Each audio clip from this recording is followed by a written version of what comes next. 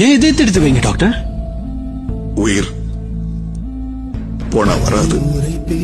ஆமா சார், ஆமா உயிர் போனா திரும்பி வராது. புவி, உன் கணேசன் வந்திருக்கேன். புவி, நீ கண்ணை திறந்து பார்க்கும்போது நான் எதிர இருக்க மாட்டேன். ஆனா இங்க இருப்பேன். உன் கண்ணில இருந்து ஒரு துளி கண்ணீர் வந்தா கூட நான் செத்து போயிட்டுதான் அர்த்தம்.